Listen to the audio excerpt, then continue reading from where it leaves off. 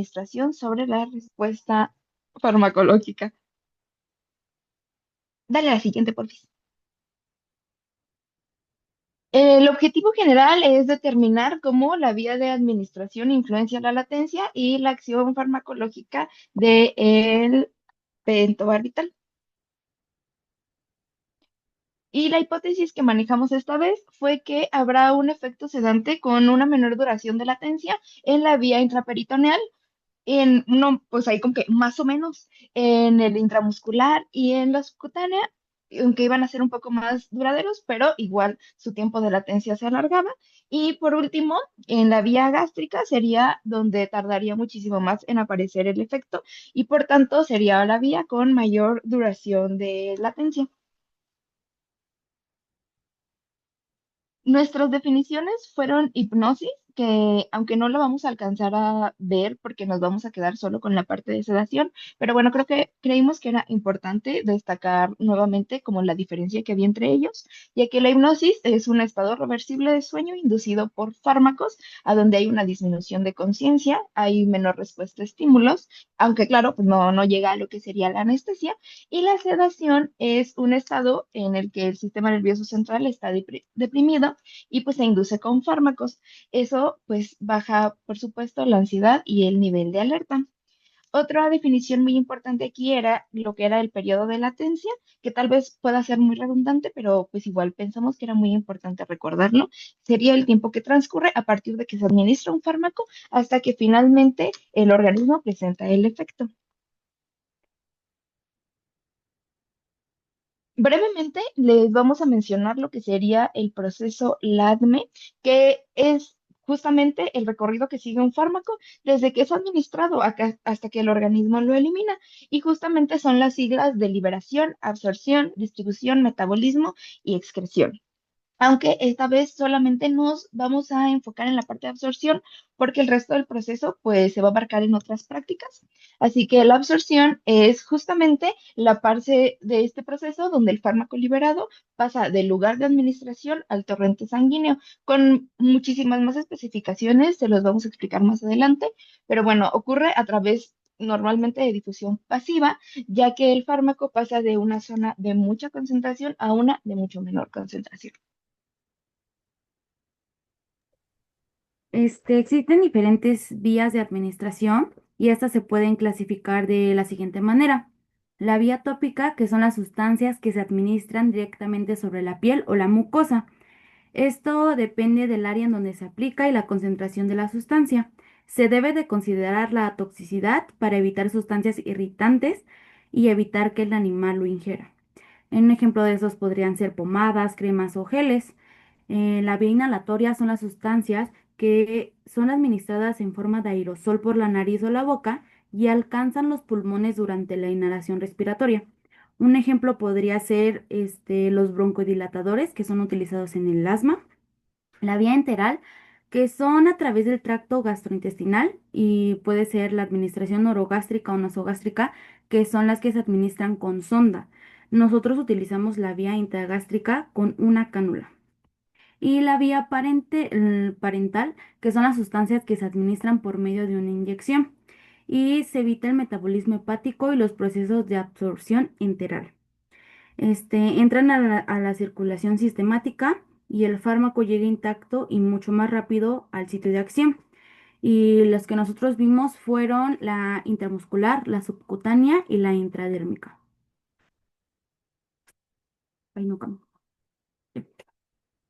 les explicaré poquito cada una de ellas, que la intraperitoneal, el fármaco se aplica directamente en la cavidad peritoneal que está en el abdomen y esta se absorbe rápidamente por los vasos mesentéricos. Y esta vía ya la habíamos utilizado en el modelo de cilindro de exploración. Se debe de dividir el abdomen y aplicar en uno de estos dos cuadrantes. Debe de tener un ángulo de 30 grados y debemos tener el bisel hacia arriba. Una recomendación que nos había dado la profesora es de que al momento de inyectar, si se jala un poco el émbolo y se aspira sangre, es un indicador de mal posicionamiento. En la vía subcutánea, el fármaco se aplica debajo de la piel en el tejido subcutáneo y es una absorción lenta y prolongada. Debemos de tener un ángulo de 45 grados y debemos de plegar la piel del animal para justamente llegar al tejido subcutáneo. La vía intramuscular, el fármaco se inyecta dentro del tejido muscular, generalmente en el muslo o glúteo del animal, y permite una absorción más lenta y sostenida que la intravenosa. Aquí está que debe ser a 90 grados para que llegue al músculo y la imagen. Y por último, la vía intergástrica. El fármaco se introduce directamente al estómago mediante una sonda o cánula. Se usa para simular la administración oral controlada en los estudios experimentales. Aquí es muy importante seleccionar la cánula de tamaño adecuado, ya que si se elige una muy grande podríamos lastimar o perforar al animal, o si es una muy corta tendríamos mayor riesgo de una broncoaspiración. Y el tamaño correcto, pues podría ser de que tenemos que palpar la última costilla del animal. Y algunas de las ventajas y desventajas de cada una de las vías podrían ser que en la vía intragástrica permite controlar con precisión la dosis oral, simula la vía oral sin depender de la ingesta voluntaria y es útil en estudios de absorción y de biodisponibilidad. Sus desventajas podrían ser que se requiere habilidad para insertar la sonda sin causar daño, o en este caso la cánula. Puede haber posible vómito o regurgitación y la absorción está influenciada por el contenido gástrico o el metabolismo hepático y el metabolismo hepático. Las ventajas de la intramuscular son que se permite la liberación lenta y sostenida del fármaco, tiene un efecto más duradero que el intravenoso, la absorción es confiable y la absorción es confiable por una buena irrigación muscular. Sus contrapartes serían que puede haber dolor o irritación en el sitio de aplicación. Puede haber dificultad para administrar grandes volúmenes y puede haber riesgo de dañar nervios o vasos sanguíneos. En la vía intraperitoneal, sus ventajas son que hay una absorción rápida y uniforme, la aplicación es sencilla en animales pequeños, como ratones o ratas, y no requiere acceso a los vasos sanguíneos.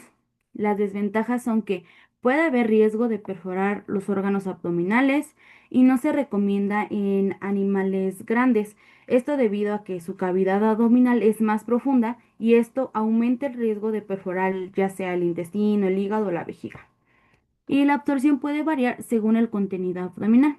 Y por último, las ventajas de la subcutánea es que es una aplicación sencilla y poco dolorosa, permite liberación lenta y sostenida, y es ideal para sustancias de larga duración. Sus desventajas son que es una absorción lenta en animales con poca irrigación subcutánea, hay riesgo de irritación o necrosis local y no es apta para volúmenes grandes o soluciones irritantes. Aquí tenemos algunos ejemplos de fármacos que se utilizan en cada una de las vías. La intraperitoneal, que ya la hemos usado, que es el pentobarbital sódico. Necesitamos una absorción rápida y homogénea por la gran vascularización del peritoneo y es fácil de aplicar en roedores sin necesidad del acceso venoso. Nosotros no utilizamos la vía intravenosa ya que necesita un nivel de experiencia un poco mayor y nosotros apenas estamos aprendiendo y pues sencillamente es más seguro para nosotros y para el animal y es más fácil y menos estresante para el animalito porque pues estamos aprendiendo y es difícil. En la vía intramuscular podríamos decir que son las vacunas, que estas requieren una liberación lenta y sostenida. Esto a que ayuda al sistema inmunológico a que tengan tiempo suficiente para reconocer el antígeno. En la vía intragástrica tenemos al ibuprofeno. Se simula la vía oral sin depender del apetito del animal y controla la dosis exacta administrada en el estómago. Esto, como creo que ya lo había mencionado, si no lo repito otra vez, es mayormente utilizado en los experimentos, en la experimentación, ya que se controla exactamente la dosis que se le da al animal, porque nosotros no podríamos, o sea, se podría darle una pastilla al ratón, pero la puede escupir, la puede rechazar o pues no sabemos exactamente si se toma todo lo que nosotros deseamos. Por eso es más utilizada en la experimentación. En la vía subcutánea tenemos la insulina, que esta necesita una difusión gradual, ya que si se aplica muy rápido podría haber una caída peligrosa de niveles de azúcar en la sangre y causar una hiperglucemia.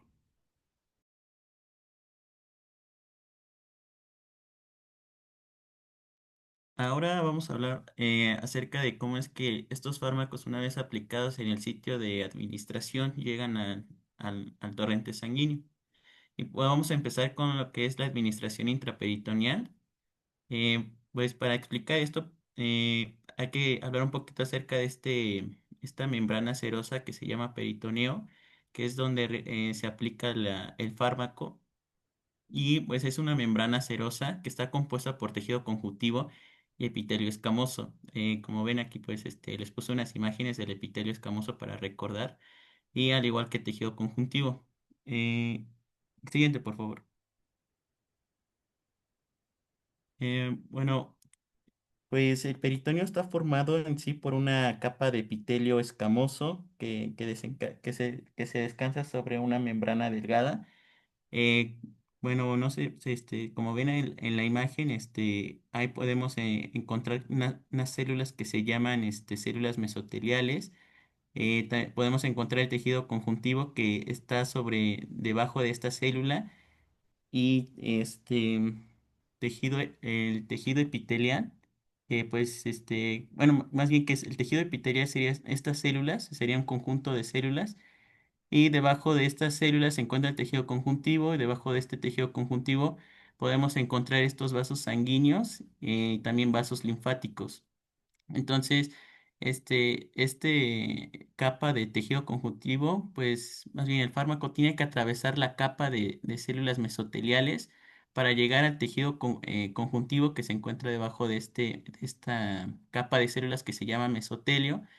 Y bueno, a partir de ahí los fármacos deben difundir a través de esta matriz, a través de este tejido conjuntivo, para llegar al tejido endotelio capilar y poder cruzar estos capilares sanguíneos para poder llegar a circulación sistémica, a la sangre.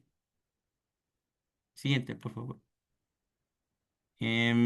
Ahora la administración subcutánea. La administración subcutánea, como mencionó mi compañera, se realiza a través a través del tejido adiposo, es decir, que la aguja tiene que atravesar, digamos, lo que es la piel, llegar al tejido adiposo, sí, tocar el músculo. Entonces, sucede a través, a nivel de tejido adiposo. Y bueno, recordando que el tejido adiposo, pues es un tejido graso que se ubica debajo de la piel y encima del músculo. Entonces, la absorción subcutánea en ratas ocurre lentamente a medida que el fármaco se difunde desde el tejido subcutáneo hacia los capilares sanguíneos locales. Y esto es un proceso gradual, o sea, que digamos no es rápido como la administración intravenosa, y vemos que también en el tejido adiposo también se ubican estos tejidos. Esta vascularización es una vascularización menor a comparado con la administración intramuscular, ¿sí? Y pues bueno, lo que va a hacer el fármaco, pues, es difundirse a través del tejido y llegar a los capilares para poder seguir su paso al sistema circulatorio. Siguiente, por favor. Ahora la administración intramuscular. Como ven en la imagen, pues podemos ver cómo es que la jeringa atraviesa lo que es la epidermis, la dermis, el tejido subcutáneo para llegar al músculo. Entonces el medicamento se libera a nivel de músculo, y pues debe dispersarse lo que es en el fluido intersticial del músculo, que es digamos, este líquido que se encuentra entre las células. Es una absorción rápida gracias a la abundante red de capilares sanguíneos que hay en el tejido, y se difunde rápidamente desde el espacio intersticial hacia el torrente sanguíneo, debido a que también está inervado con estas venas. Y pues acá también menciono que los medicamentos con base acuosa se absorben más rápido. La siguiente, por favor. Después seguiría la administración intragástrica. Eh, pues bueno, esto, como mencionó mi compañera, pues esto se da a nivel, digamos, que el fármaco se disuelve o llega a los fluidos del estómago y pues recordemos que pues el estómago tiene un pH pues muy ácido, ¿sí? Una vez que llega al estómago, pues el medicamento pues tiene que ser empujado fuera del estómago, algo que se le conoce como vaciamiento gástrico. Después del vaciamiento gástrico viene la absorción, ¿sí? Cuando el fármaco llega, digamos, a los intestinos, ¿sí? Entonces esta absorción se da a nivel intestinal, se produce en el intestino delgado porque pues tienen estas células que son que tienen microvillosidades, ¿no? Y bueno, una vez que llega a que se absorbe el fármaco, pues tiene que pasar por este efecto de primer paso hepático. O sea, es absorbido en el intestino, entra en la vena porta y viaja directamente al hígado. Y antes de llegar bueno, más bien antes de llegar a circulación sistémica, aquí el hígado pues puede metabolizar a nuestro fármaco. La siguiente, por favor. Ah, bueno, creo que eso es todo. Bueno, ahora pasamos a la parte de los resultados y para esto nos vamos a apoyar de este diagrama que es parecido al que nos mostraron los profesores la clase pasada. En él podemos visualizar fácilmente las etapas que se van a explorar en la práctica, que sería pues primero el efecto sedante, después sigue el efecto hipnótico y después el efecto anestésico. Vamos a tener, como ya lo mencionó mi compañera, la latencia de sedación que comienza donde administramos el fármaco y termina hasta donde comienza la latencia de hipnosis. Ese periodo va a tener como límite la duración del efecto sedante y después de acabar la latencia de hipnosis sería como el valor de la duración del efecto hipnótico y al final ya acabando la latencia del efecto anestésico, pues ya sería la duración del efecto anestésico. En esta práctica, como únicamente nos vamos a enfocar en el efecto sedante, vamos a centrarnos en el inicio del diagrama, que sería latencia de sedación y duración del efecto sedante. Para tratar los datos, les voy a explicar rápido ahorita que tenemos el diagrama. Nada más sería em, el tiempo que obtenemos en minutos de, o sea, cuando empezamos a notar los síntomas bueno, las señales de sedación, ese tiempo sería la latencia de sedación. Y para obtener la duración de este efecto solamente tenemos que restar entre el tiempo en el que detectamos el inicio de la hipnosis menos la latencia de sedación. Ahorita se los vuelvo a explicar más con los datos ya siguiente. Entonces aquí tenemos los datos. La primera columna corresponde justamente a las primeras señales de sedación, que sería incoordinación motora. Después, la segunda columna corresponde a la pérdida del reflejo del enderezamiento, que es cuando empezamos a notar el efecto hipnótico. Y la tercera corresponde a la anestesia. En este caso, los profesores nos indicaron que solamente, les repito, nos enfocáramos en sedación, entonces nos enfocaríamos en la primera columna que corresponde a la latencia de la sedación y la segunda pues correspondería a la latencia de hipnosis. Y siguiente. Entonces aquí ya es cuando podemos tratar los datos. Para tratarlos tenemos que sacar las medias de la columna 1, que sería la latencia de sedación. Entonces ya que tenemos las medias,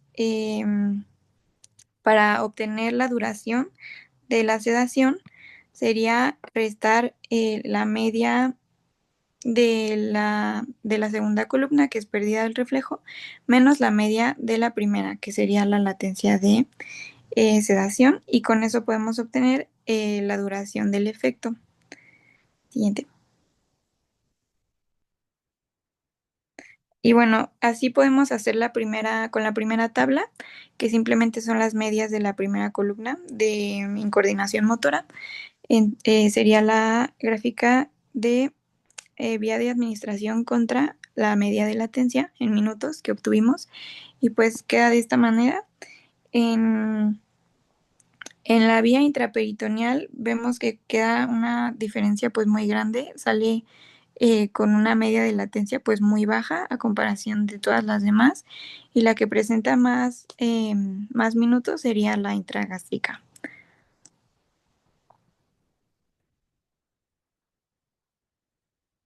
Ajá, sí. Y luego, también con la segunda tabla de la resta que hacemos para obtener la duración, se obtiene esta gráfica que es vía de administración contra media de la duración del efecto en minutos y pues de igual manera la intraperitoneal presenta los minutos pues más bajos, como ahora sí que la duración más baja, y la vía intramuscular presenta la duración más alta. Y pues bueno, eso sería todo. Bien, ya que vimos los resultados que se obtuvieron, bueno, que se mostraron en las tablas y se construyeron las gráficas, vamos a analizar un poco cada una de las vías que se estudiaron en cuanto a la latencia y la duración de los efectos. Aquí antes de iniciar, aclarar que tuve un error. No estaba consciente de eso, de que no iba a tomarse en cuenta el efecto hipnótico. Pero bueno, para hacer este análisis me basé en los datos que venían en las tablas. No estaban completos, entonces pues, digamos que va a ser un supuesto, como si se hubieran estado completos. Bueno, primero, la vía intragástrica. En esta vía se presentó como ya se mencionó, se presentó la mayor latencia en la aparición del efecto de sedación. Esto pues nos indica que la absorción del pentobarbital fue la más lenta dentro de las cuatro.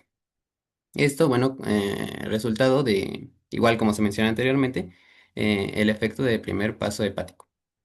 Y bueno, aunque la duración del efecto sedante fue baja, el efecto hipnótico resultó prolongado.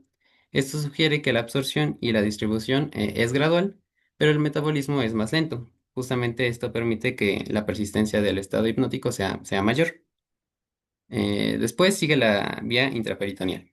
En esta vía se mostró la menor latencia tanto para la sedación como para la hipnosis, lo que demuestra que la absorción sistémica fue la más rápida de las cuatro. Además, el efecto hipnótico fue el que tuvo mayor duración, igual en comparación con las cuatro, pero el de sedación fue el de menor duración. Em, esto indica que esto indica que la llegada hacia el sistema nervioso central es la más rápida y la respuesta inicial es la que tiene una mayor intensidad. Y bueno, esto la posiciona como la vía más eficaz para inducir efectos rápidos y profundos. Y bueno, por último tenemos a las vías subcutánea e intramuscular, que están juntas porque tuvieron valores muy similares, muy cercanos, como se vieron en las gráficas. Y bueno, ambas mostraron las latencias intermediarias con un inicio más lento que la intraperitoneal, pero más rápido que la intragástrica. Y los efectos que presentaron fueron prolongados, especialmente en el efecto sedante, que fueron las que tuvieron una duración más larga. Esto refleja una absorción sostenida desde el sitio de administración. Además, esto las hace las más adecuadas para mantener efectos prolongados. Y bueno, si las comparamos, podríamos decir que la intramuscular fue la más eficaz en cuanto a la rapidez y el efecto de duración, porque sus latencias fueron las menores y la duración de sus efectos fueron los que duraron ligeramente más que en la subcutánea. Podemos pasar a la siguiente, por favor. Y bueno, ya analizando cada una de las vías, concluimos que la vía de administración tiene una influencia determinante en la intensidad, rapidez y duración del efecto farmacológico. Esto se debe a las diferencias en la velocidad de absorción y distribución del fármaco según el tejido donde se aplica y su grado de vascularización.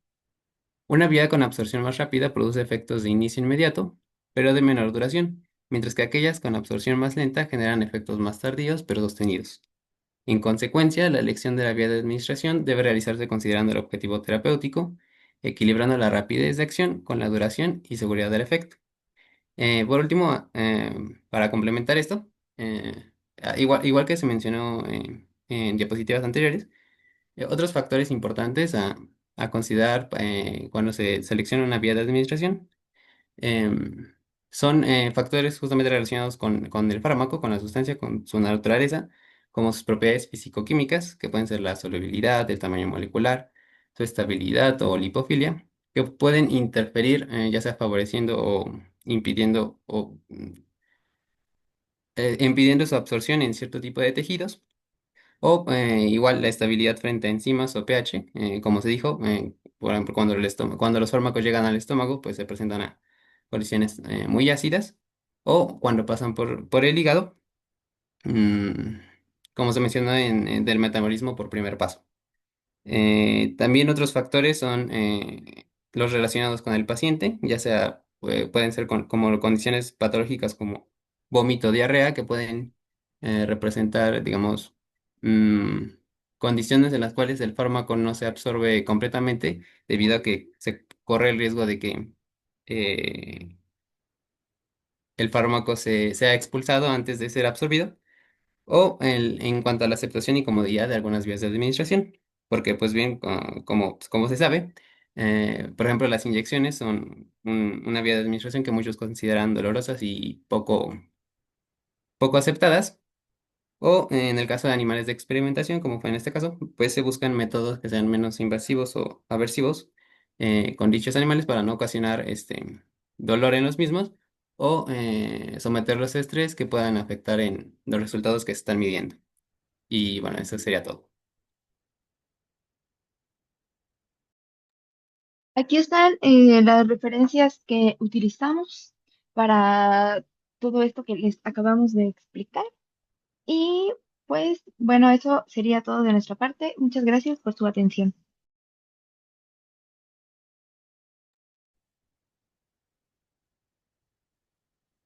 Muy bien. ¿Tenemos dudas, chicos?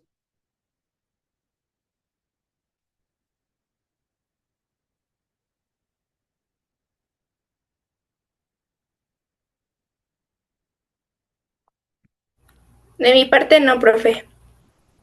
No, se quedó clarísimo. ¿Cuáles son las vías de administración? Ventajas, desventajas, qué es un efecto de primer paso, algunos ejemplos de dónde utilizarse, si se utilizan todas en seres humanos, cuándo se utilizan.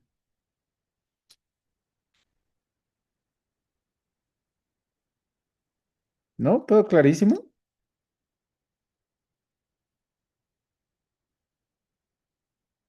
Tip, adelante, Brenda. Mm, A mí, al último ya no me quedó tan claro. Ajá. Eh, Decían que la intraperitoneal Ujú, producía un efecto más rápido, ujú. pero corto.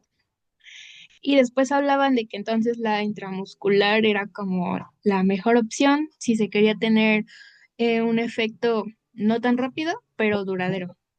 Ok. Entonces dije,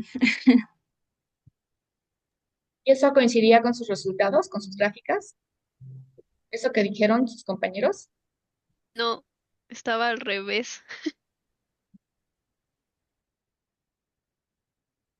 Independientemente de que, de hecho, no les dije, no vamos a ver la parte del efecto hipnótico, sino que no grafiquen el efecto hipnótico porque eran poquito los datos que teníamos. Más no lo íbamos, no dije que no lo íbamos a discutir. Independientemente de eso, como que no, algunas de sus grafiquitas no coincidían con lo último que dijo su compañero, Eric, creo, ¿no? Pero ahorita lo vemos. ¿Qué más, chicos? ¿Qué más dudas tienen? Bueno, yo tengo duda, pero de los videos que enviaron, este, por ejemplo, de las vías que no eran tan comunes, la que era intracraneal en ratitas bebés, se hacen bebecitos porque no está tan duro el hueso, ¿verdad? O porque... Ujú. Sí, justamente. Como recordemos que parte de la formación del hueso son dos células, los osteocitos y los osteoclastos. Unos le dan la forma y otros le dan la rigidez. Entonces, normalmente los osteoclastos tienen menor proporción durante el desarrollo. Entonces, los huesitos, inclusive, por ejemplo, en huesos de los niños, normalmente son menos rígidos, son un poquito más flexibles y eso también permite mejorar una administración. De hecho, por ejemplo, los niños, bueno, el dicho tradicional que dice que los niños son de goma, tiene que ver un poquito con esa proporción de que hay menos osteoclastos en los niños y entonces sus huesos aguantan más contusiones. Entonces es muy difícil hacer una fractura en los niños, salvo que haya demasiada tensión por justo esta mayor flexibilidad. Conforme vamos creciendo, los huesos se vuelven más rígidos y entonces las fracturas son mucho más prominentes. Ujú. ¿Alguna otra duda, pregunta?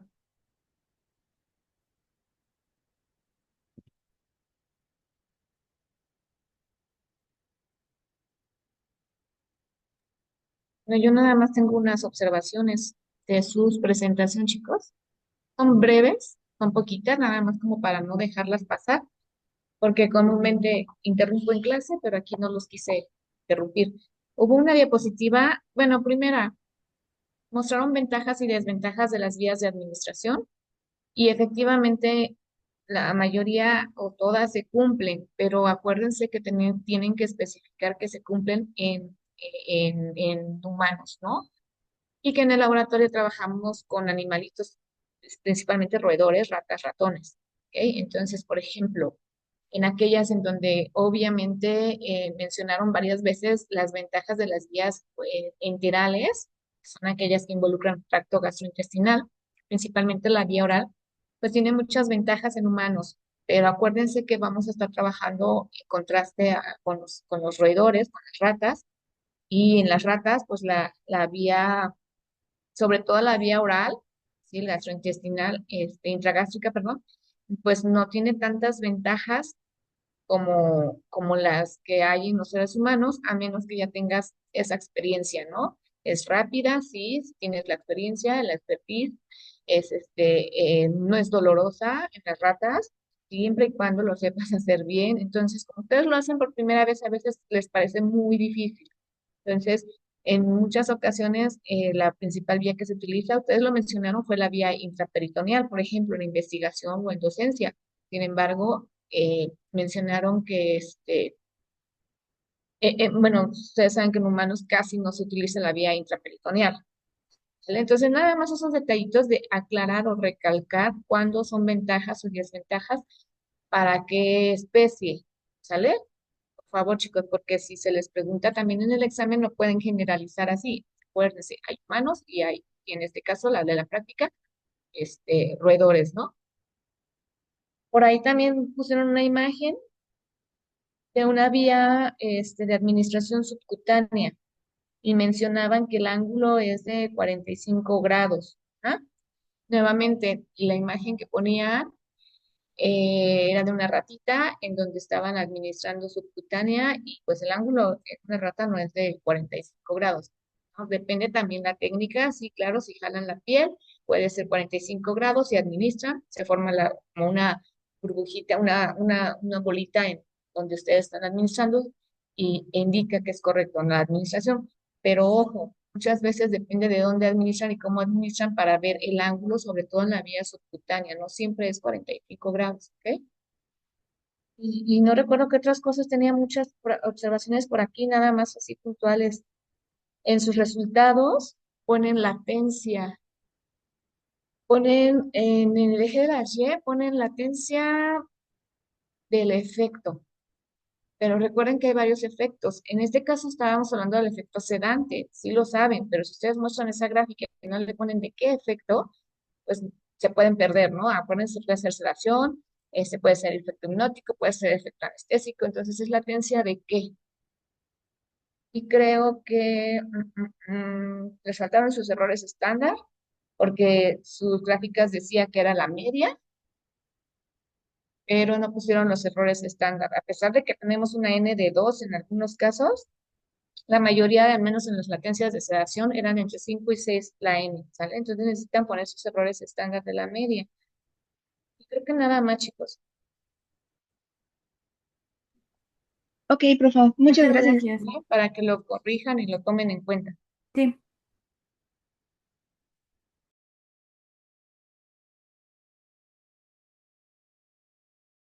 Adelante, Geraldine.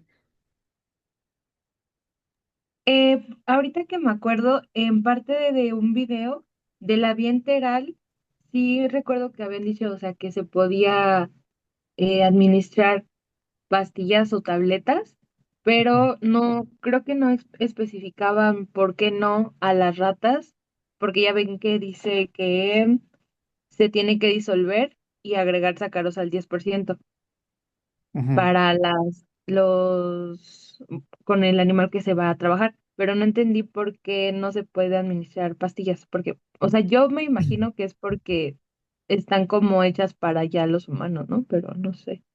¿Tiene animalitos? ¿Tiene ¿Yo? gatos? Ajá.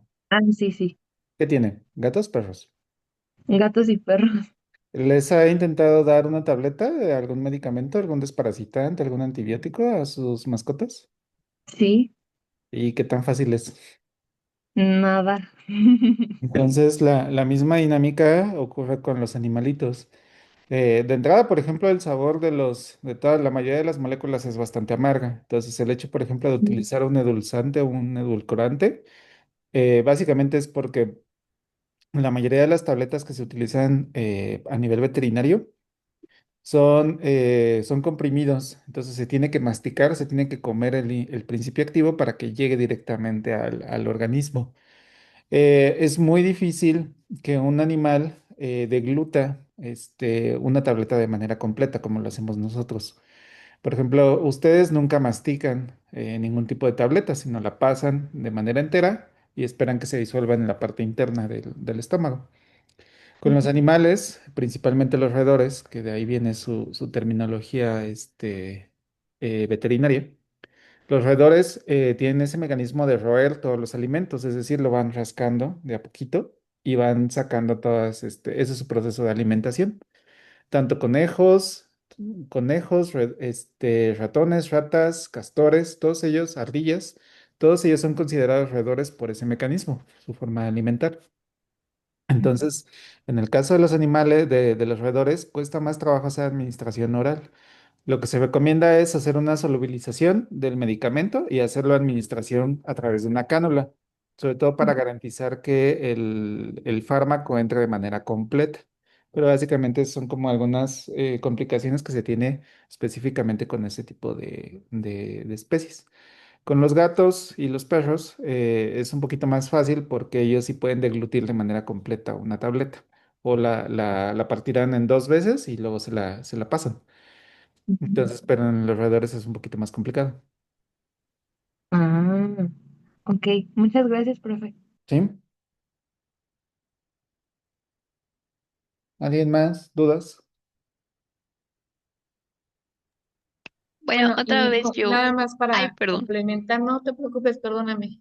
Nada más para comentario, como dijo el profesor, un tip, si llegan a necesitar darle algún medicamento, algún tratamiento a las ratas o ratones, pueden, hay instituciones que se encargan incluso, o ustedes las pueden hacer caseras, de hacer sus propias tabletitas como tipo pellets y combinarlas con el alimento. Ujú, Entonces pueden hacer como pues unos pelletcitos para las ratas, donde ya va el medicamento y ellas se las comen. Y sí, efectivamente, generalmente les ponen un sabor agradable. Aquí tienes otras ventajas y otras desventajas que pueden después mencionarse, pero y también está la forma de administración oral en el agua de beber. También lo mencionaron en los videos, ¿sale? Pero bueno, ese es otro tema, nada más como para completar la ujú. idea, ¿no? Sí. Si requieren darle a su perrito o algo, alguna tabletita, yo siempre se la doy a mi perro con un cachito de plátano. Le encanta el plátano. Creo que no pueden comer plátano. Entonces se la meto allí en el plátano y ya se lo come bien rápido. Ujú, Ya nada más, En chicos. una salchicha. Ah, también les encanta la salchicha. ujú. Sí, justamente se trata de enmascarar los sabores. Y eso mismo pasa con los seres humanos. Los jarabes muchas veces enmascaran los sabores y les agregan alta cantidad de azúcar para mitigar, sobre todo, por ejemplo, a nivel pediátrico, ¿no? Se trata de enmascarar un poquito el sabor para que pueda ser administrado en los más pequeños. ¿Alguien tenía una pregunta antes? ¿Era usted misma, Geraldine, o era alguien más? No era mi compañera Fer. Ah, si quiere le damos primero la palabra y ahorita volvemos con usted. Sí, sí. Ah, Ajá. profe, bueno, profe, tenía la duda de que, por ejemplo, ahorita mis compañeros expusieron que el ángulo de inyección en la intraperitoneal era ¿Mm? de 30 grados, Ujú. pero en los videos dice que es perpendicularmente porque si no se puede inyectar otra zona, ¿no? Ujú. Entonces sí es perpendicular o es en otro ángulo. Sí, es perpendicular. Bueno, es a 45 grados. Creo que sí les hice la observación cuando estábamos trabajando todavía con los ratoncitos. Eh, Miren, normalmente, si vemos, por ejemplo, una ratita, este, sí, por ejemplo, yo veo la región abdominal. Ahí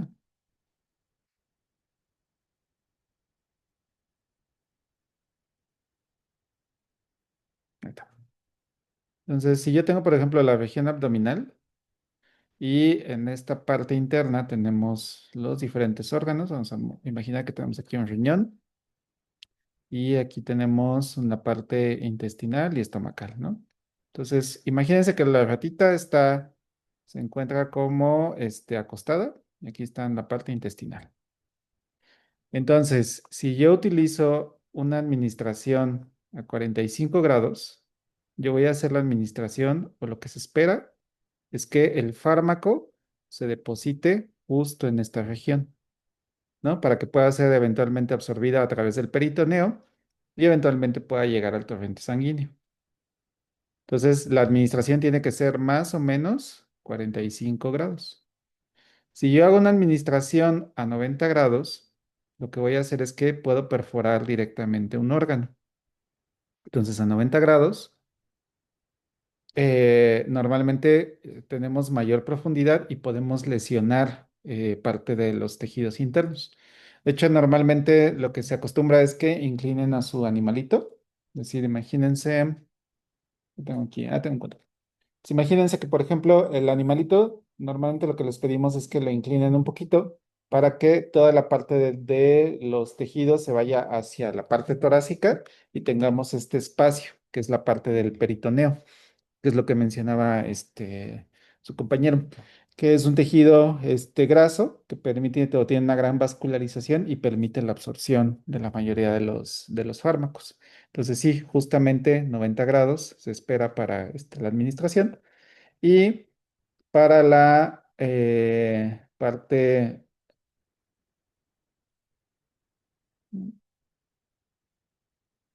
para la administración subcutánea. Normalmente lo que se recomienda es que sea 120 grados. Porque si, por ejemplo, aquí en rosita, supongamos que es la parte de la piel, esto sería como la piel. Luego aquí abajito tenemos el músculo.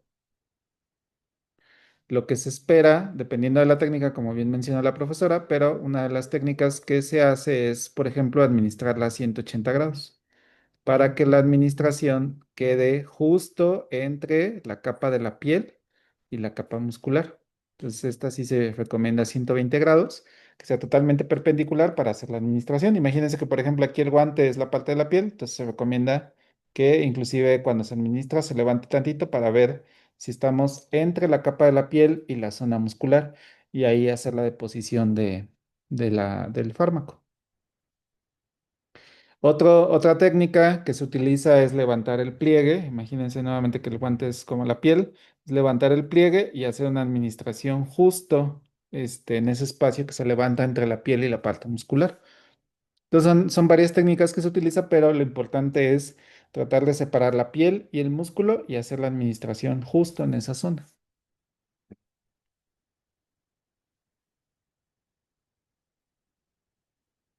¿Alguna Mm, otra duda, pregunta?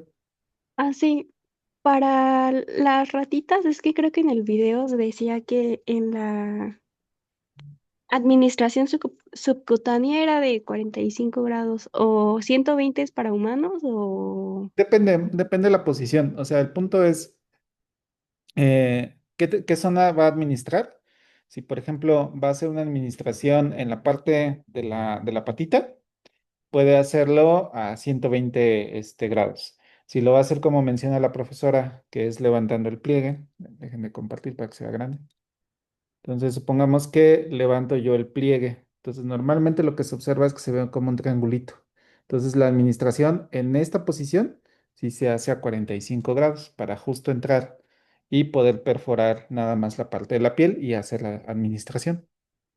Entonces, más que, por ejemplo, grabarse el numerito, es como identificar qué es lo que yo voy a hacer. Si voy a administrar entre la piel y el músculo, identificar dónde se encuentran esos dos tejidos y tratar de hacer la administración sin lastimar tejidos adyacentes. Gracias. Y la profundidad también tiene mucho que ver, chicos. Sí, O sea, qué tanto justamente. introduces la aguja, ¿sí? Ujú. Entonces, lo más ideal sería este, que antes de cualquier administración siempre tengan conciencia de la anatomía, ¿sí? De la región en donde ustedes van a administrar. Ujú. Listo. Creo que ahora sí tenía Geraldine una pregunta.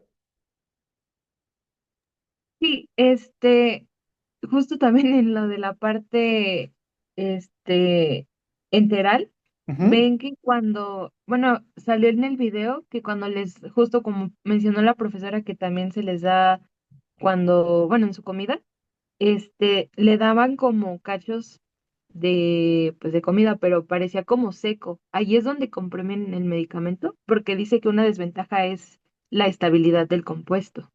sí. ¿Ha visto los pellets que le dan a las ratitas? ¿Los qué? Los pellets, esos trocitos de alimento que tienen, que son como, pues como croquetas, pero para Que parecen como soya, ¿no? Ajá. Entonces, la mayoría, por ejemplo, de los alimentos para roedores, para garantizar o bueno, para extender también su tiempo de vida media, son deshidratados. Entonces, tienen un proceso de Ujú. liofilización para quitarles la mayor cantidad de agua y que quede solamente la fibra y los nutrientes necesarios para el crecimiento de los animalitos. Entonces, durante la formulación de estos pellets, se tiene que hacer la liofilización del material y ahí también tiene que agregar su compuesto. Entonces, justo esa parte llega a ser complicada. De si el compuesto, por ejemplo, en altas temperaturas se empieza a descomponer, entonces esa vía ya no es viable. Otra limitante es, por ejemplo, la cantidad de compuesto. Si es una molécula disponible comercialmente, tal vez no puede tener ese problema, pero si, por ejemplo, usted tiene una molécula que está haciendo apenas la experimentación, pues a lo mejor la cantidad es muy pequeñita, ¿no? Entonces les cuesta trabajo. Ah, mire, ahí está la. Ahí, como tiene la profesora, pues es el alimentito de los Ah, animales y se ve así como una croqueta así muy seca. ujú. Ujú. Ah, ok. Gracias. ¿Sí? ¿Alguna otra duda, pregunta?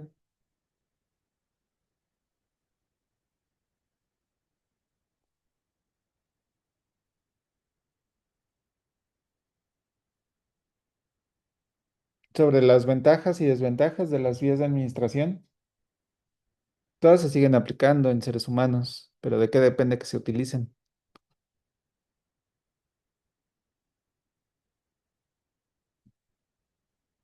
¿O por qué si la vía de administración, la peor cita es la vía oral? Porque es la que más se aplica directamente en la terapéutica. Porque sus compañeras mencionaban que todas, bueno, más bien, ninguna, salvo la oral, tenía efecto de primer paso, que es metabolismo hepático, que hace una conversión y hace una disminución del principio activo. Entonces, ¿por qué si tiene esos efectos? ¿Por qué es la más utilizada? Todos los medicamentos vienen en cápsulas, tabletas, comprimidos,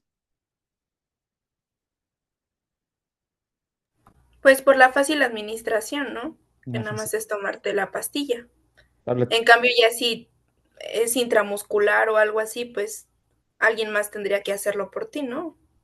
Ujú. Sí, ese es un muy buen argumento. ¿Qué más?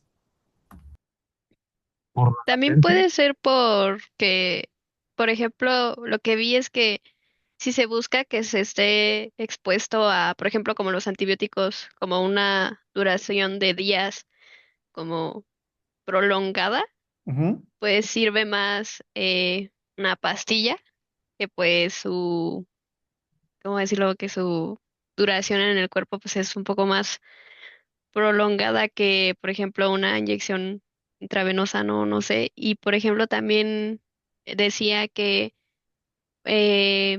ya sea intramuscular o subcutáneo o intraperitoneal, puede dañar el tejido, puede causar necrosis si se está inyecte y inyecte, ¿no? Entonces, supongo que también podría ser por eso. ujú. Sí, muy bien. ¿Alguien más que quiera complementar? Es que también cuando vas al doctor y te sientes muy mal, también el mismo doctor te dice, si quieres sentirte ya bien rápido, pues una inyección en el glúteo, ¿no? Digamos, Sí, intramuscular. sí. Pero pues también, yo creo que también sería una tontería, ¿no? Pero también el pánico a las agujas, pues también yo creo que llega a muchos a, pues a preferir, la pastilla, ¿no? Ujú. Este, no sé, supongo que también entra algo por ahí. Sí. No es una tontería. De hecho, las personas que tienen fobia a las agujas es bastante complicado hacer la administración a través de vía intramuscular, ¿no? Entonces, sí, es una complicación. Entonces, de manera general, mm,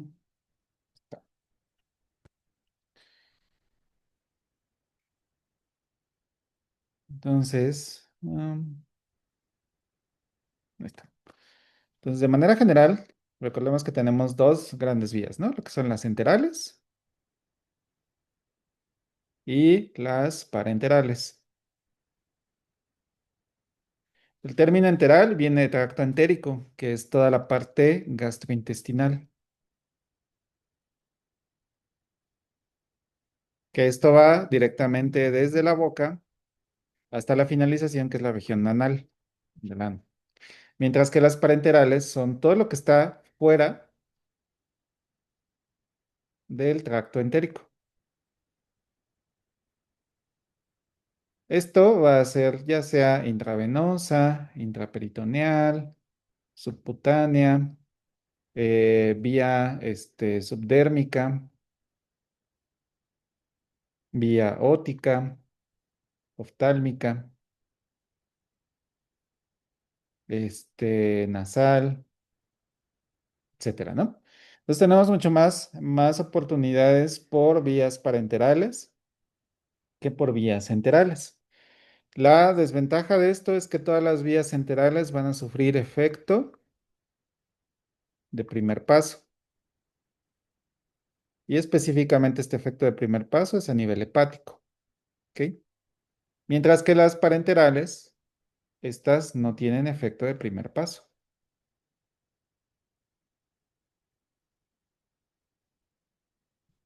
Aunque esto también eventualmente van a tener algún tipo de metabolismo hepático, ¿ok?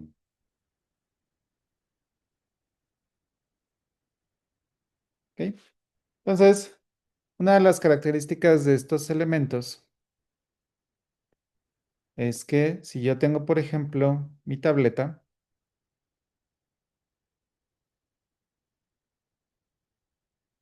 todavía están jóvenes, pero algo que les van a hacer énfasis bastante es que el término pastilla solamente se utiliza para los dulces y para elementos que han sido comprimidos solamente por un molde. Entonces, todos los demás productos farmacéuticos se consideran que son o tabletas o cápsulas.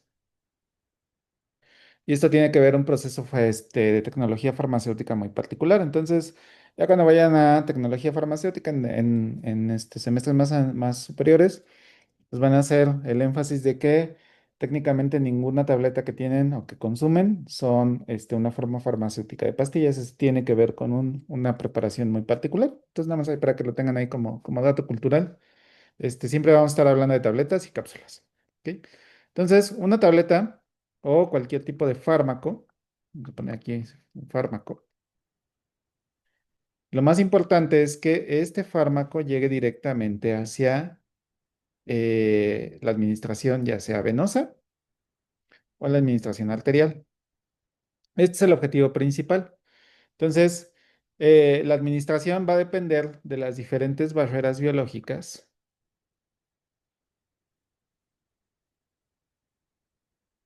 que se esté atravesando. Entonces, por ejemplo, de la vía, por ejemplo, subcutánea, ¿cuáles son las barreras biológicas que tiene que atravesar este fármaco? ¿Qué tiene que atravesar la vía subcutánea?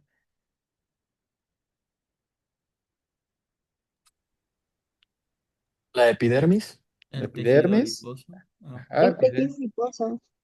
epidermis, el tejido adiposo. Ajá. ¿Qué más? ¿Qué está después del tejido adiposo?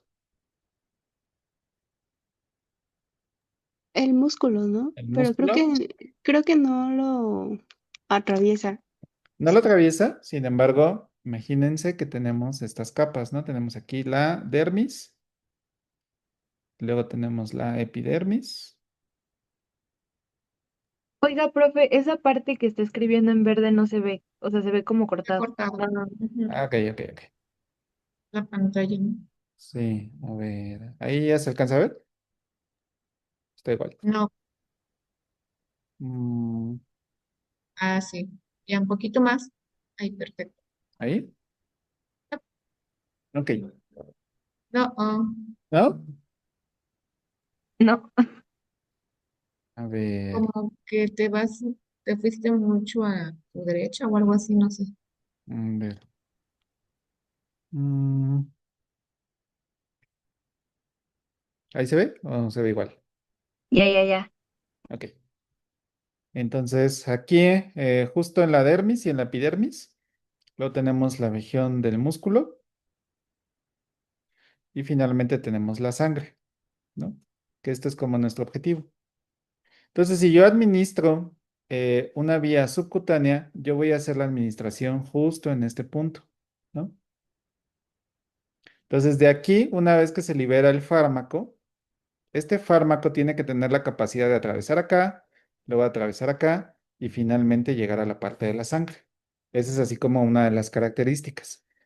Ahora bien, la vía intramuscular, ¿dónde se administra?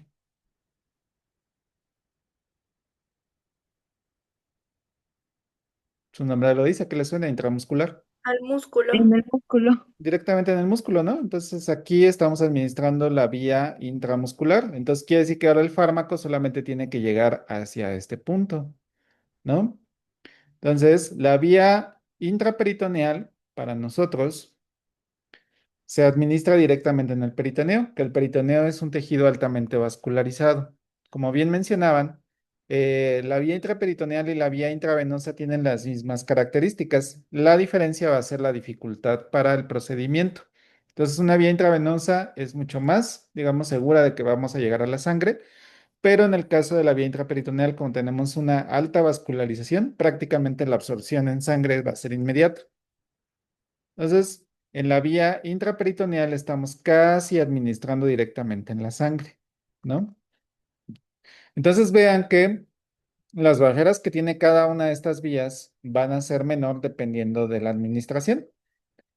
Obviamente, si yo administro de manera subcutánea, parte de mi fármaco se va a quedar aquí en la dermis, parte de mi fármaco se va a quedar en el músculo y una parte es la que va a llegar a la sangre. Entonces, lo estimado es que en la vía subcutánea tengamos menor cantidad de fármaco que llegue a la sangre. O el paso que va a llegar va a ser mucho más lento, porque tiene que atravesar la epidermis, luego el músculo y finalmente la sangre. Entonces, esto toma tiempo para poder generar su efecto. En el caso de la intramuscular, llega directamente al músculo, parte de mi fármaco se queda atorada en el músculo y parte de mi fármaco llega a la sangre. Mientras que en la intraperitoneal casi no tengo pérdidas porque todo va a llegar directamente a la sangre. ¿Eso qué ventajas y desventajas tiene? Pues número uno es cuál es la propiedad de mi fármaco. Si mi fármaco no puede atravesar estas barreras, pues esta, por ejemplo, si yo tengo un fármaco, vamos a ponerle aquí paracetamol. y este paracetamol no puede atravesar el músculo, entonces no tiene sentido desarrollar una vía subcutánea, porque se me va a quedar atorado el músculo y no va a llegar a la sangre, que va a ser mi objetivo. Entonces, la mayoría de las vías de administración tiene que ver con el tipo de administración que se puede hacer. Pero básicamente, como bien mencionaban, uno de los principales elementos que dictamina la vía de administración es la facilidad para el paciente. Uno, facilidad para el paciente y dos, la viabilidad para poder hacerla el desarrollo de la forma farmacéutica. Es decir, si yo puedo desarrollar una forma farmacéutica en un comprimido o en una tableta o en una cápsula, pues yo lo puedo desarrollar por esta vía porque es más fácil, como bien mencionaban, para el paciente solo tomarse la tableta, tomar un poco de agua y esperar que haya la administración. En estos casos, en la vía intramuscular y en la vía intraperitoneal, como bien mencionaban, requiere de asistencia de un enfermero o de un médico o de otra persona capacitada para hacer la administración. Lo cual significa que una persona, si bien lo puede hacer, es decir, se puede hacer una administración intraperitoneal, una administración intramuscular, pero normalmente es mucho más complicado, ¿no? Y además de que también dentro de las desventajas es que en estas vías, subcutánea, intramuscular e intraperitoneal, una vez que se hace la administración del fármaco ya no hay marcha atrás. Es decir, imagínense que, por ejemplo, un paciente toma una dosis elevada de, vamos a poner, no sé, vamos a regresar con el ejemplo de paracetamol. Se hace una administración intravenosa de paracetamol, ¿no? Y la persona es alérgica al paracetamol. Entonces, como ya se hizo la administración directamente en la sangre, ya no hay manera de revertir los efectos que puede generar el fármaco. Entonces, la reacción alérgica se va a llevar a cabo sí o sí. ¿Qué pasa? Si una persona tiene una intoxicación a través de una tableta, supongamos nuevamente la persona se consume 5 tabletas de paracetamol, pues uno de los mecanismos que podemos hacer para prevenir la intoxicación por ese paracetamol es la inducción del vómito, ¿no? Entonces, eso nos da como un margen de seguridad mayor para parte de las tabletas para revertir los efectos. Entonces, tiene como diferentes ventajas y desventajas. Hay moléculas que, por ejemplo, no se pueden formular en forma de cápsulas, como es el caso, por ejemplo, de la insulina. Entonces, la insulina se ha logrado hacer la administración principalmente en viales líquidos, pero tiene que ser administrada de manera prácticamente dentro de la sangre. Entonces, ¿cuál es la opción? Pues utilizar estas microdosificadores para hacer la administración de manera subcutánea. Entonces, los pacientes diabéticos que administran insulina normalmente pues, se la administran de manera subcutánea. O sea, hacen una punción directamente en la piel y entonces la insulina tiene la capacidad de atravesar estas barreras y llegar directamente a la sangre. Ahí tenemos una limitante porque pues no se puede hacer la formulación en tableta, pero sí se puede hacer una administración líquida. Entonces se puede hacer la administración directamente subcutánea para garantizar su efecto. Entonces, no hay una vía de administración que sea mejor que otra, solamente va a depender de las características del fármaco y las características de la molécula en sí. ¿Ok? ¿Más dudas? El carbón activado no sirve como para prevenir esa intoxicación.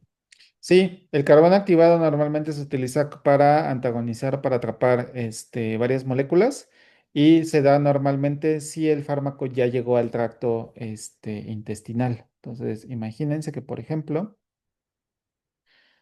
si yo tengo nuevamente, tengo aquí mi estomaguito, luego de aquí viene la parte intestinal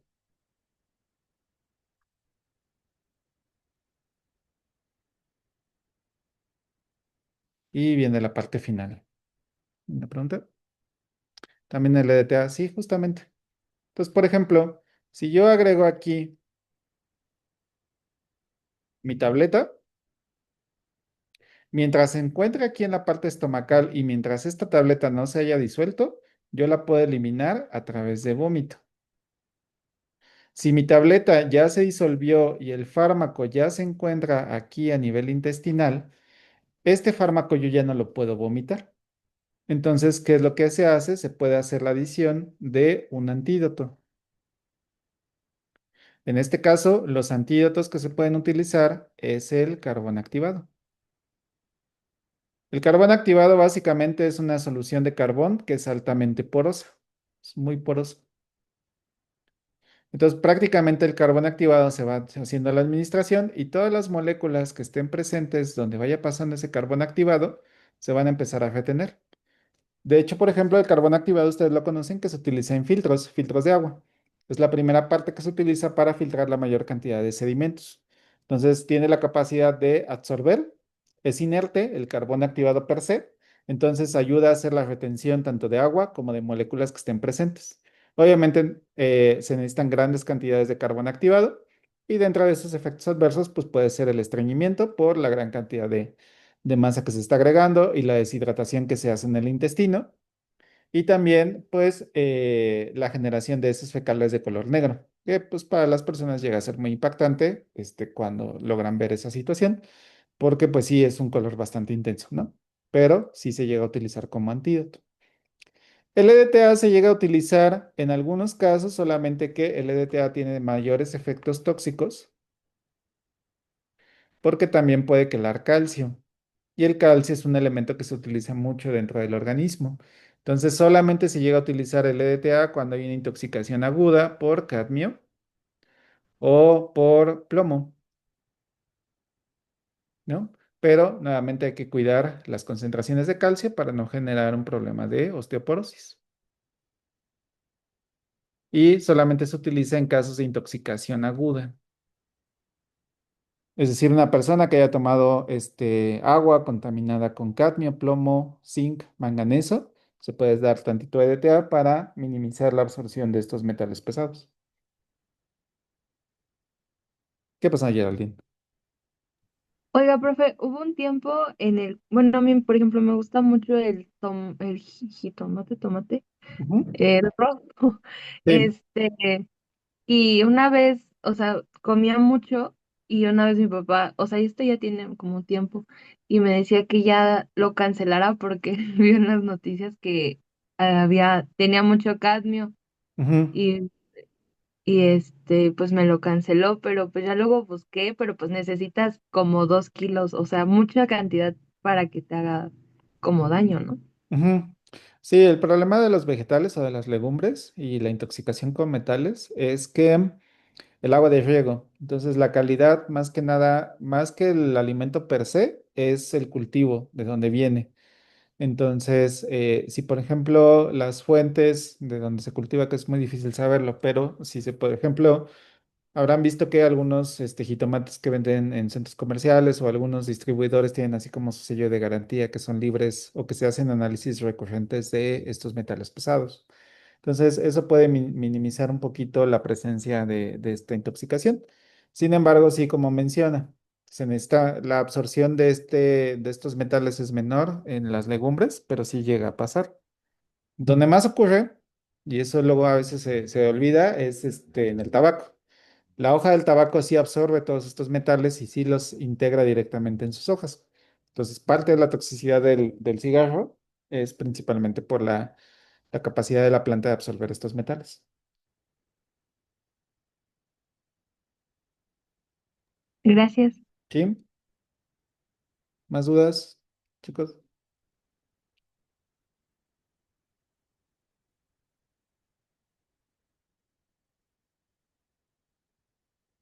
¿No? ¿Algo más, Marlene, que quieras comentar si no hay más dudas? Pues no, dependiendo de sus dudas, la verdad es que el tema es muy extenso.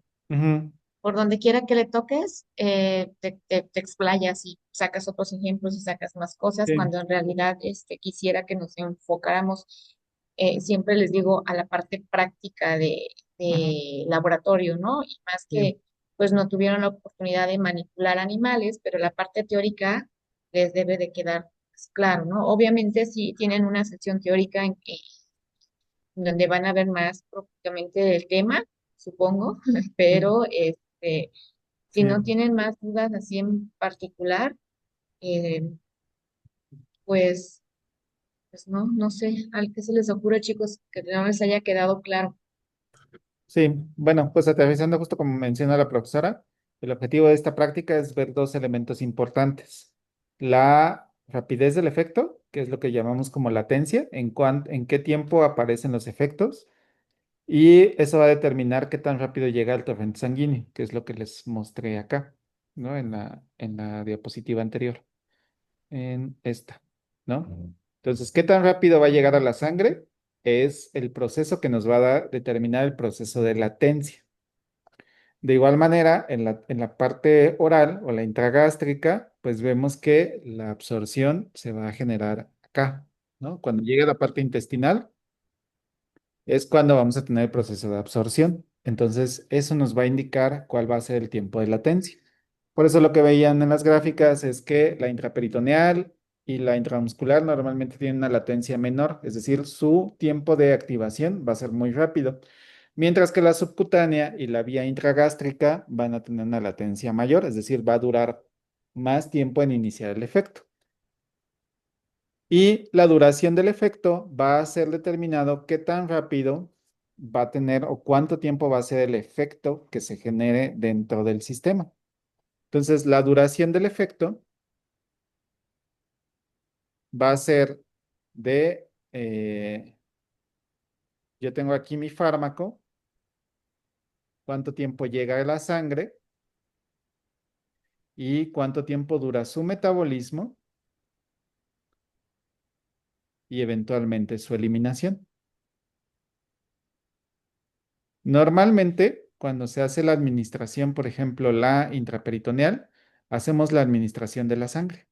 Entonces, una parte del fármaco está haciendo su efecto terapéutico, bueno, efecto farmacológico,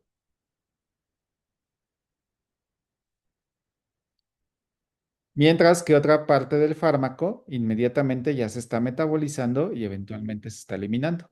Entonces, ¿qué es lo que pasa? La duración del efecto de los fármacos que son administrados de manera intraperitoneal o intravenosa tienen un efecto biológico muy rápido, pero eventualmente su metabolismo también y su eliminación también está siendo elevada. Mientras que, por ejemplo, los de absorción lenta, como los de vía oral, tienen una administración que llegan a la sangre en menor tiempo, pero también su metabolismo va a ser menor. Por lo tanto, aquí la duración de las moléculas orales va a ser mucho mayor. Y también se han jugado con sistemas que permiten, por ejemplo, la administración periódica de moléculas para mitigar la duración del efecto. Por ejemplo, las tabletas de liberación controlada aumentan o retrasan el tiempo de liberación para que los efectos perduren por más tiempo. Por eso hay fármacos que son de liberación controlada, que pueden tomar una tableta en 24 horas y esa tableta les va a generar el efecto terapéutico durante un día. Entonces, eso hace que se reduzca la frecuencia de administración.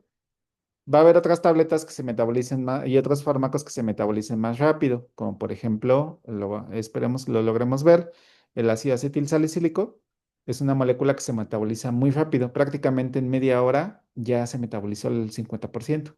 Entonces, la frecuencia de administración tiene que ser más acelerada. Entonces ahí la dosificación normalmente se los piden cada 4 horas o cada 6 horas, dependiendo la enfermedad, pero eso está designado con la velocidad de metabolismo de cada fármaco. Pero en general, el objetivo de esta práctica es justo ver eso, tanto la duración del efecto como la latencia de los efectos, que en este caso teníamos dos, que era latencia de sedación y latencia de hipnosis. Básicamente vamos a ver mucho de lo que implica la duración del efecto en la siguiente práctica, porque ya empezamos con cuestiones de farmacocinética. Ujú. Hay una imagen muy bonita ahí del rank, donde se muestran las diferentes vías de administración y la concentración plasmática. Entonces, yo creo que nada más me gustaría puntualizar. La latencia va a depender de mucho. La latencia el periodo de latencia de un fármaco para hacer efecto de cualquier cosa siempre va a depender de muchas cosas, no nada más de la vía de administración. Creo que eso es un punto que se me estaba olvidando mencionarles. Aquí solamente estamos viendo uno de los factores que pueden modificar la respuesta farmacológica, pero hay muchísimos. Entre ellos, pues, obviamente las características fisicoquímicas del fármaco, la dosis, la formulación, como decía el profesor, no es lo mismo que tomes una tabletita a que te tomes un jarabe o a que incluso uses una tableta sublingual, ¿no? Entonces, la presentación farmacéuticas, ¿qué se les ocurre? La edad es un factor también, obviamente el peso, las diversas patologías, todo esto puede estar modificando, todo eso y más, puede estar modificando la respuesta que nosotros observamos, el efecto farmacológico, ¿no? Y sobre todo en la parte de la latencia. Sin embargo, también esto puede estar modificando la duración, que es lo que vamos a ver la siguiente práctica. Básicamente la duración tiene mucha relación con la absorción del fármaco. Por eso les hacíamos hincapié en que viéramos la parte de la absorción, ¿no? La absorción es ese paso importante que hay entre el lugar donde tú administras tu fármaco o hasta que llega a la sangre. Entonces, si yo estoy administrándola por una vía parenteral, que es aquella que involucra el uso generalmente involucra el uso de jeringas, tal vez entonces la latencia sea corta, ¿sí? Pero porque la absorción es más rápida que en las vías enterales, ¿no? Entonces, vamos a estar hablando mucho de absorción la siguiente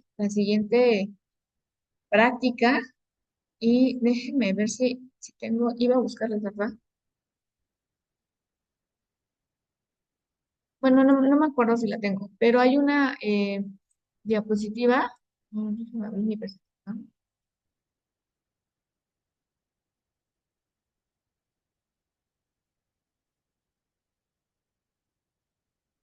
La verdad, ahí se ve. Sí, Bueno, Sí. esta diapositiva me gusta mucho. Ya, porque justamente les ayuda mucho a visualizar la duración del efecto. Ojo nada más aquí, porque este es un curso temporal. Vemos el tiempo con respecto a la concentración del fármaco, no estamos viendo el efecto. Sí, aquí siempre se confunden y estamos acostumbrados a ver dosis en el eje de las X y en el eje de las Y el efecto. Pero en esta gráfica que ya vamos a empezar a manejar más la próxima práctica, vemos que en el eje de las X tenemos el tiempo y en el eje de la Y la concentración del fármaco en sangre. Y en la imagen vemos cómo, por ejemplo, cuando administran una vía intravenosa, ¿ok? Al tiempo cero, la dosis que ustedes están administrando es la misma que se encuentra en el tiempo cero o inmediato a la administración, como lo ven en la gráfica. Vean, cuando yo administro por una vía intravenosa, que es la curva rosa, ¿m? En el tiempo cero tengo la máxima concentración posible, que es la dosis que estoy administrando, porque ese paso de absorción no lo estoy teniendo, me lo estoy saltando, ya que la misma cantidad, si yo administro 500 miligramos de X fármaco por vía intravenosa, 500 miligramos son los que llegan directamente a la sangre. Por eso vemos que la concentración está al máximo al tiempo cero, pero conforme va pasando el tiempo, esta concentración va disminuyendo si no hicimos una administración nuevamente una administración del fármaco, ¿no? Entonces, como esta es una sola dosis, vamos viendo cómo va disminuyendo, disminuyendo, disminuyendo conforme va pasando el tiempo. Y esto me recordó uno de los comentarios que mencionaron sus compañeros que dijeron que si la absorción es mayor, algo así dijeron, ¿eh? No sé exactamente las palabras exactas, pero relacionaban la absorción del fármaco con la duración del efecto. No siempre un fármaco que se absorbe muy rápido quiere decir que la duración va a ser mayor.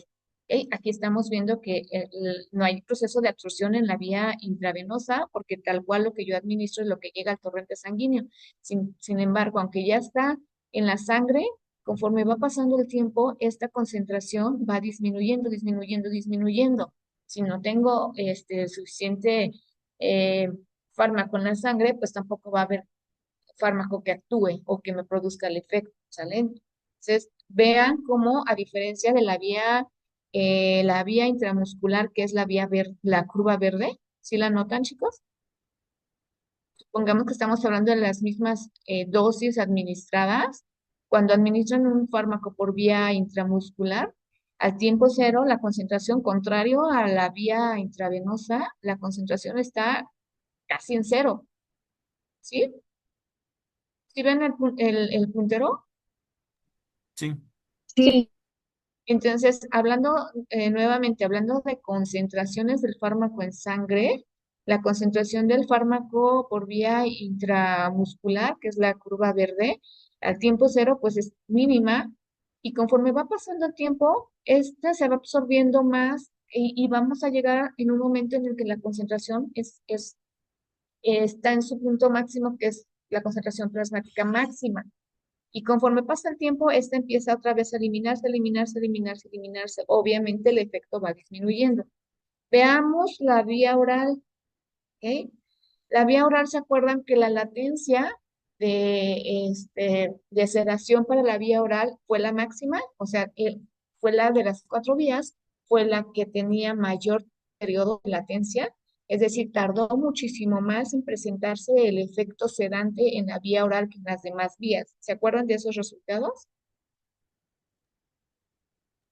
sí. sí, Lo vemos en la gráfica igual de la concentración plasmática del fármaco por la vía oral. Al tiempo cero, pues está en cero. Prácticamente está en cero porque por una vía oral ya dimensionaron muchas características, entre ellas el metabolismo del primer paso hepático, ¿no? Entonces vean que conforme va pasando el tiempo, la absorción va siendo lenta, lenta, lenta, lenta, lenta, hasta que llega a un punto máximo en el que la concentración plasmática es máxima como tal, se le llama Cpmax, ¿sí? Y después va disminuyendo, disminuyendo lentamente. Entonces, el efecto puede ser sostenido, ¿ok? Pero noten que la concentración en sangre no es tan alta como, por ejemplo, en la vía intravenosa, ¿sí? ¿Sí les queda clara esta parte? Un efecto más sostenido. Y bueno, nos saltamos la subcutánea, ¿no? Que es un poquito parecida en comportamiento a la vía intramuscular. ¿Sale? Todavía la intramuscular es más rápida, la latencia va a ser menor que en la vía subcutánea, que es un poquito más lenta. Entonces, hablar de las vías de administración, chicos, es todo un mundo, es un tema, tienes que estar desglosando varios parámetros, ¿ok? Para que tú puedas definir por qué estás teniendo ese efecto, ¿no? Y pues hay muchas cosas, pero creo que me gustaría que revisaran esta imagen, si tienen la oportunidad, en el RAC, que es muy bonita, ¿no? Nada más quería mencionar eso.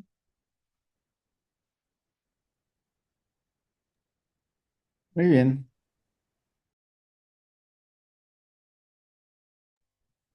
¿Tenemos más dudas, preguntas? Profe, ¿podría regresarle a su diapositiva 2? Es que como se veía medio como si Cortado. estuviera en Zoom, no anoté bien. Ok, a ver, era... ¿Esta?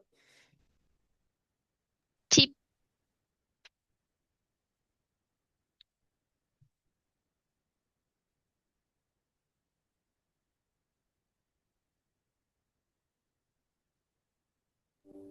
Y, profe, luego podría poner la 3, es que me faltó también a mí de la 3.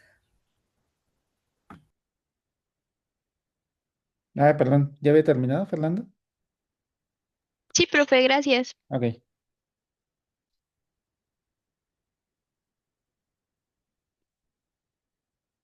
Y ya la 4 ya sí no es mucha molestia.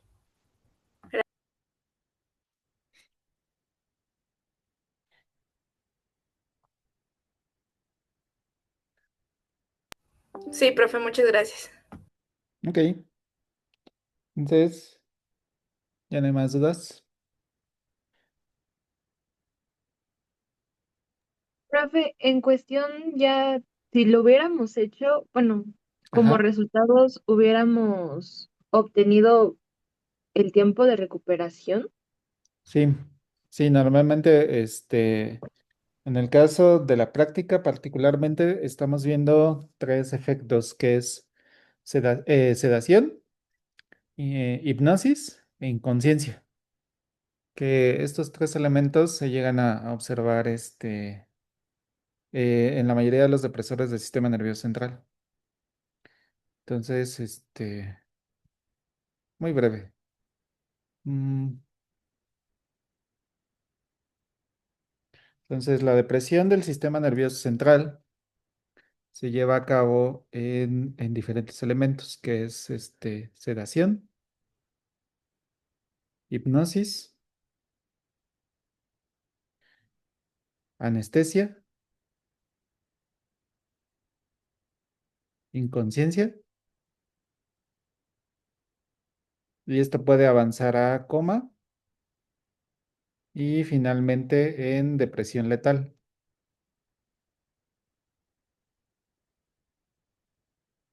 que básicamente es la mortalidad. Entonces, los fármacos depresores del sistema nervioso central van haciendo estos efectos en cadena. Y bueno, este es 5, este es 6. Entonces, lo que se observaba era, por ejemplo, identificar los diferentes fenómenos observados en la práctica. Primeramente, la incoordinación. Estaríamos viendo esta parte de sedación. Después, la pérdida del reflejo de enderezamiento.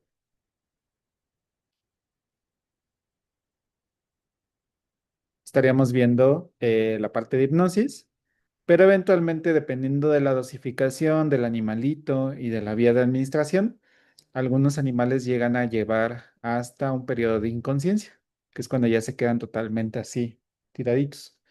Entonces, de acuerdo a la dosificación que nosotros administramos del pentobarbital, el efecto máximo que vemos es el estado de inconsciencia.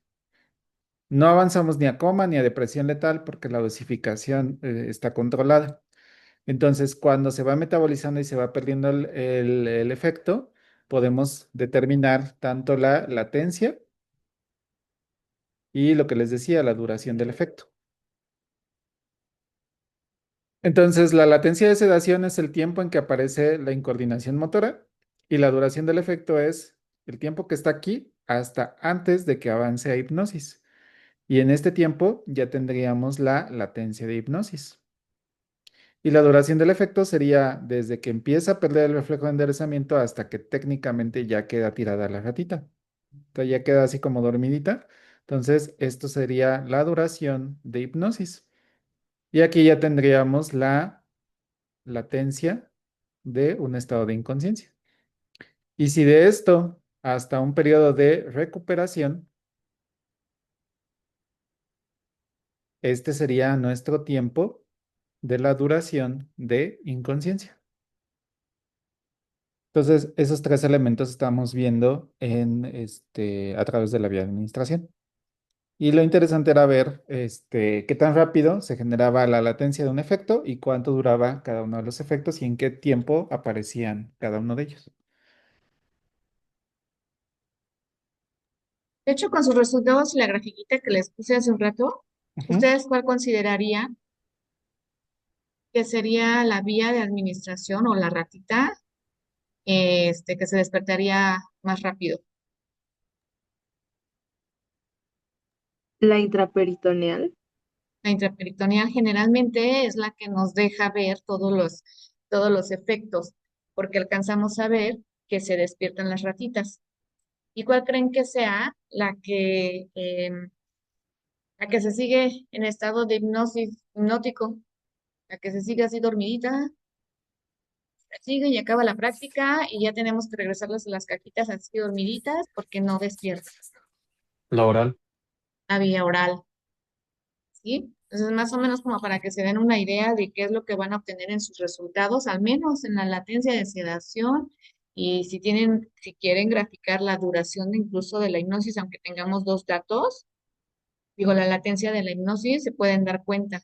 Por eso la tabla está incompleta, porque muchos de los animalitos no alcanzaban a regresar a su posición normal, a su actividad normal, ¿no? Ya no nos daba el tiempo para hacer ese registro.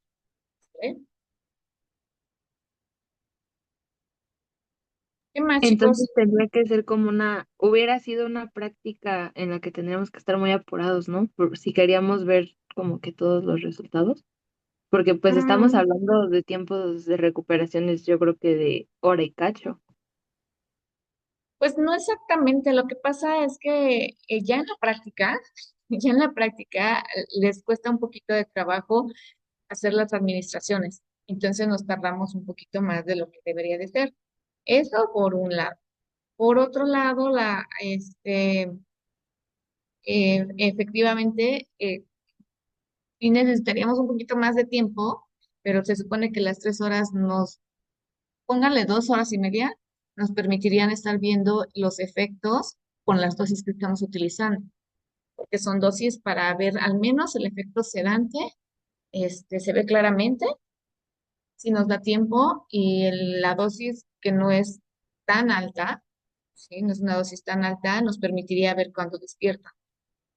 Pero sí, generalmente no nos da tiempo porque tardamos mucho pues, en quién se atreve a agarrarla, en la explicación de la manipulación, en demostrarles, porque ya aquí ya es en físico, agarramos nosotros la ratita y les enseñamos cómo y todo eso, ¿no? Es lo que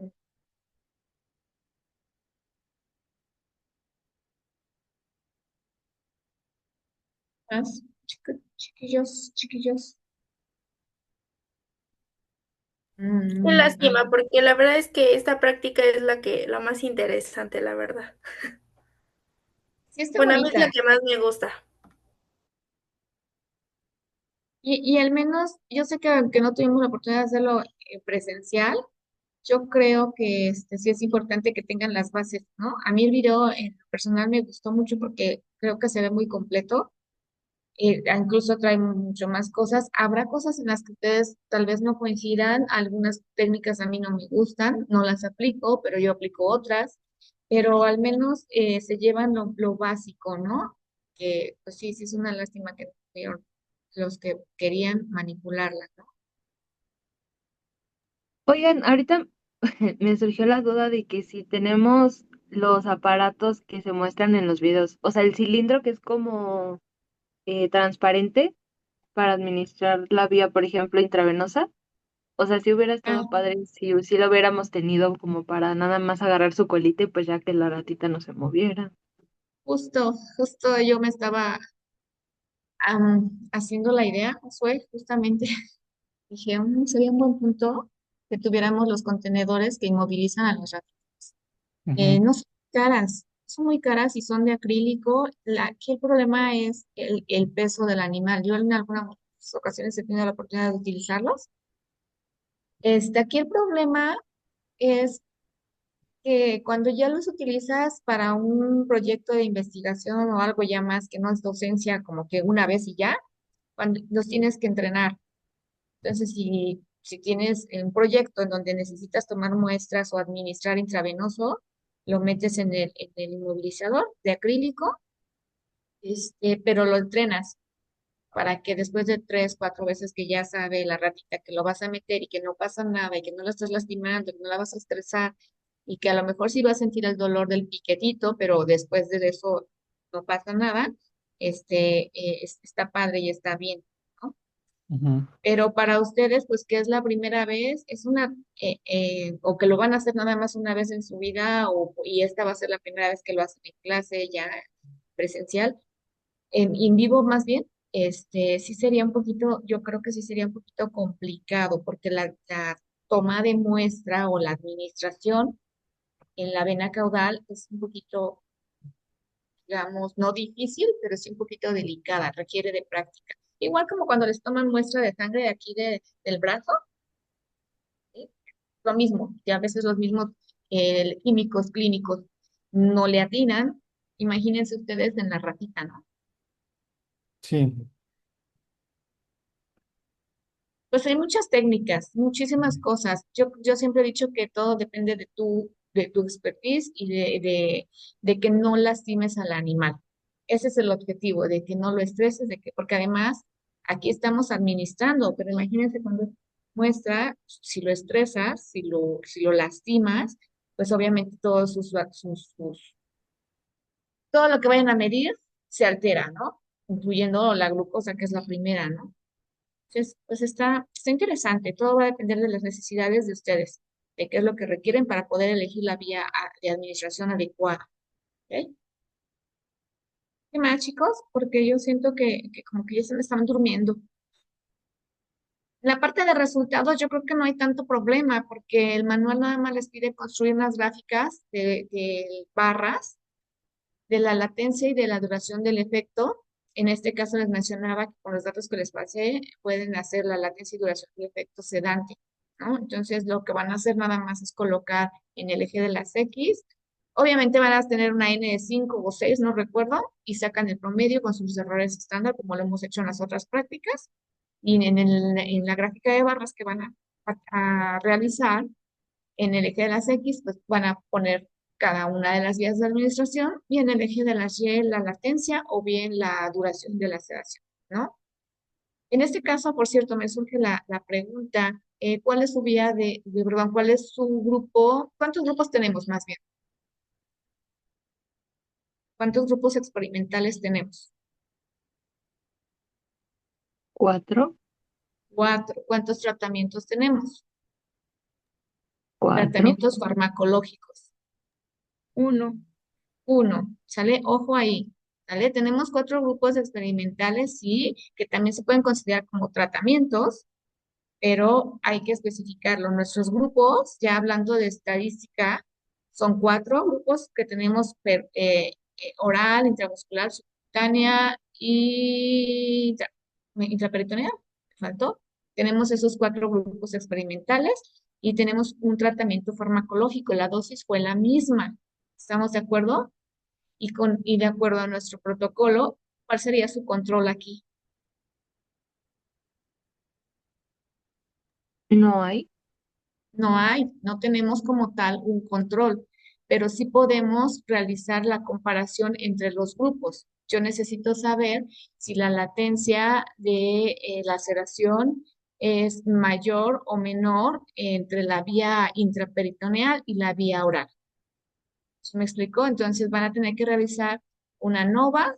Si les dice que sí hay diferencias significativas, entonces tienen que hacer una prueba post-hoc que les compare a todos los grupos, todos entre todos, y que les haga, que les arroje si hay o no diferencia significativa entre estos grupos. ¿Vale? Va a ser una prueba de Tukey, por cierto, y y pues nada más, con eso ya pueden discutir las diferencias estadísticas significativas entre los grupos, ¿sale? Sí, Yo creo que es la práctica más sencilla en cuanto a cálculos, no es más que sacar el promedio y el error estándar de la media de la N que tengan. A lo mejor en la de duración del efecto, creo que teníamos 2 datos. A ver, déjenme recordar los datos que teníamos.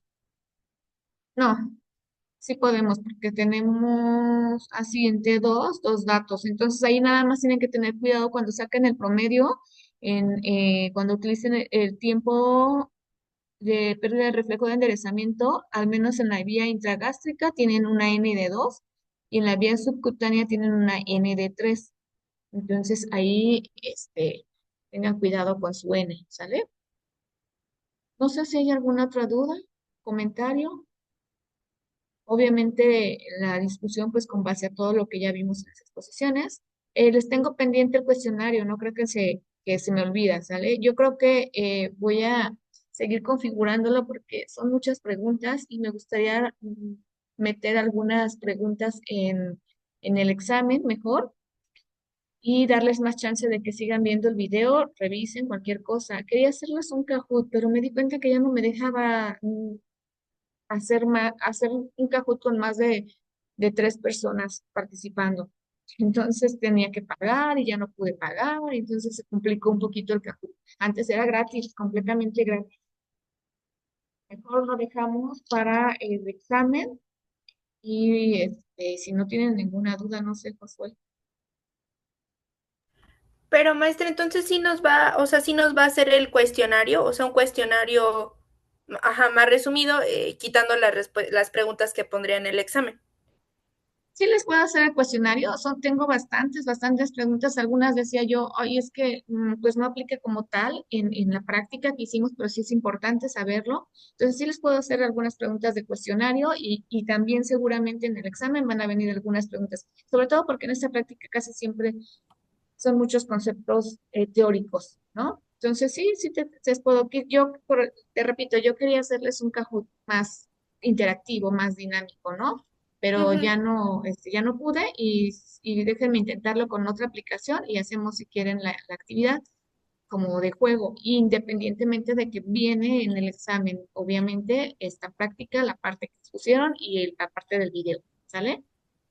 Ok, maestra, está bien, muchas gracias. Sí, chicos. Y pues nada más sería esa parte de la práctica, chicos, si tienen algo que comentar. Maestra, bueno, quiero decir, si en el siguiente caso de que el siguiente viernes también sigamos en línea, ya pasaríamos a la otra práctica, ¿verdad? Continuamos normal con el calendario, la programación que tenemos y Mm. si hubiese algún cambio o que regresemos de la noche a la mañana que nos avisan, ya saben, pues les estaremos publicando rápido en Classroom las indicaciones de si se tienen que presentar y de qué condiciones se tienen que presentar. De todas formas, nos faltan dos prácticas, que es la práctica de Parámetros. farmacocinética con rojo Congo, ¿no? Determinación de parámetros farmacocinéticos en un modelo de vidrio y tenemos un simulador para esa práctica, de la que no recuerdo si tenemos simulador para la discreción renal. No, pero tenemos un protocolo que usamos en pandemia. Mm, Podremos desempolvarlo y planteárselo si es que todo continúa igual. ok, entonces son esas dos prácticas las que nos faltarían y en particular la de parámetros farmacocinéticos, pues es un poquito talachuda, pero la ventaja que tienen es que va a ser en línea y que creo yo que es más fácil en línea porque tienen y vamos viendo la pantalla y cómo se van haciendo los cálculos y la explicación. Entonces no se preocupen tanto, las indicaciones se las daremos en cuanto tengamos la información, ¿sale?